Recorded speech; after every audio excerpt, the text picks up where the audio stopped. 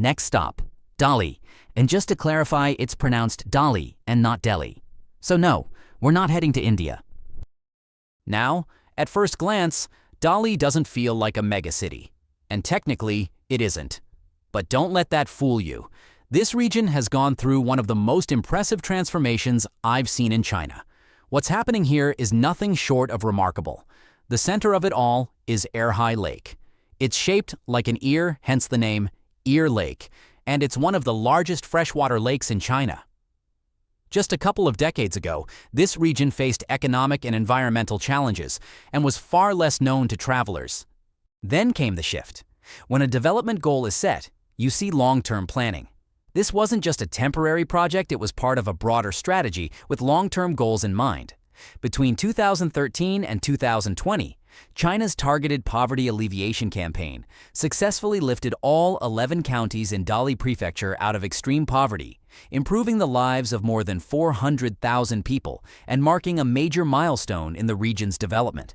At the same time, a coordinated effort followed with major environmental cleanup campaigns, infrastructure upgrades, and sustainable development plans led the transformation. Erhai's water quality rebounded fast.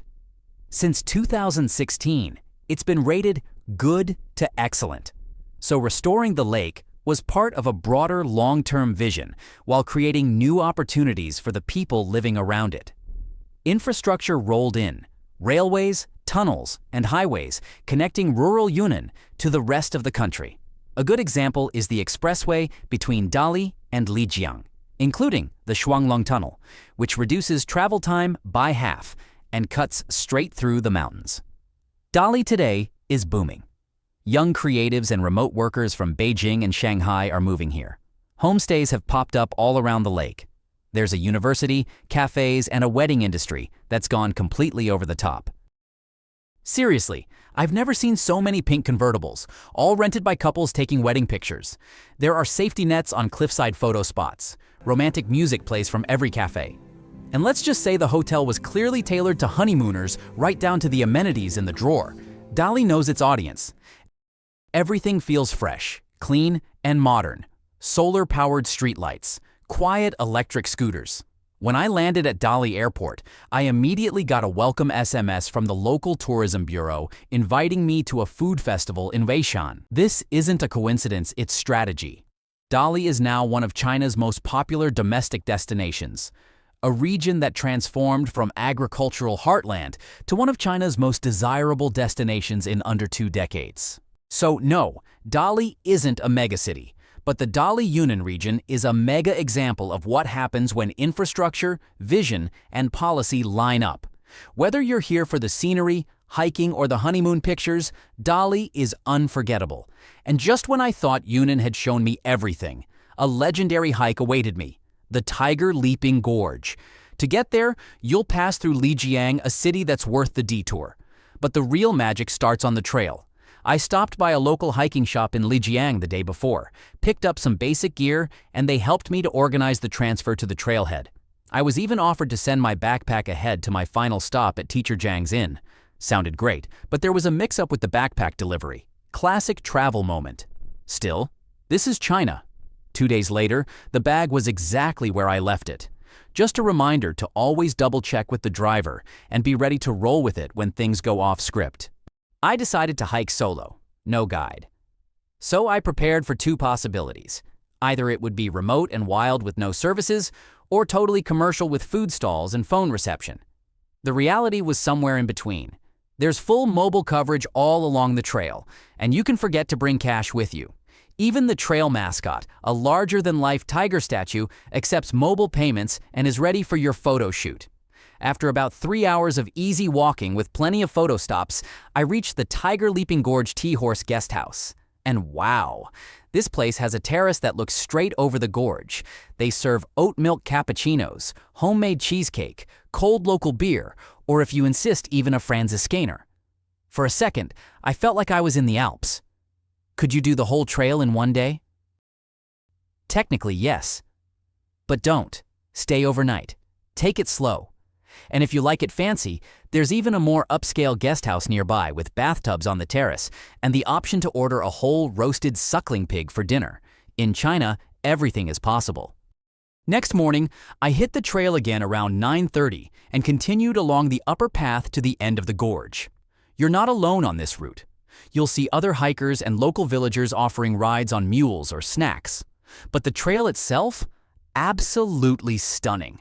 Snow-capped peaks in the distance, towering cliffs, the roaring river below. It's a hike you won't forget.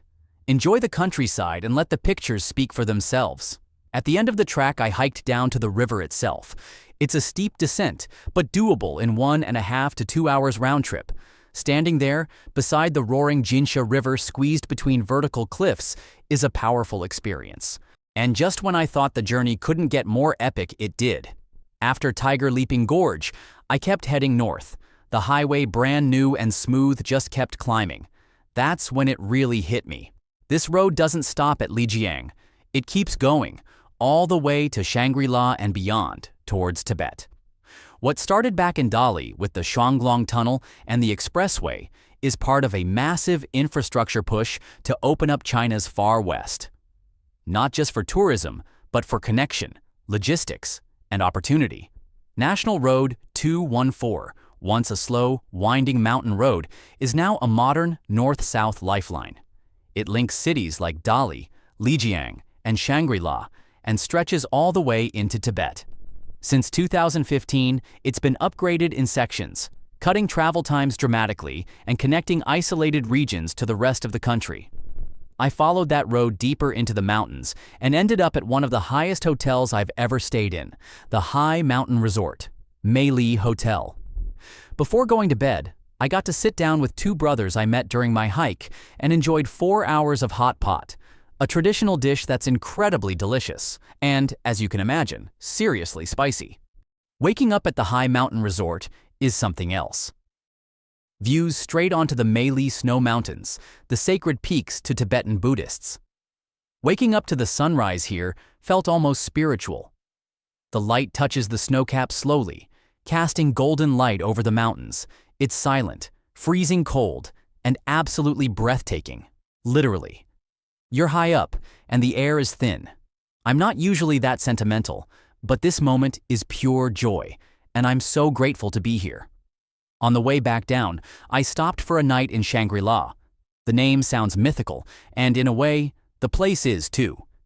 It blends tradition and modern tourism in a way that connects deeply with how many travelers experience cultural heritage today through revitalized, beautifully maintained spaces.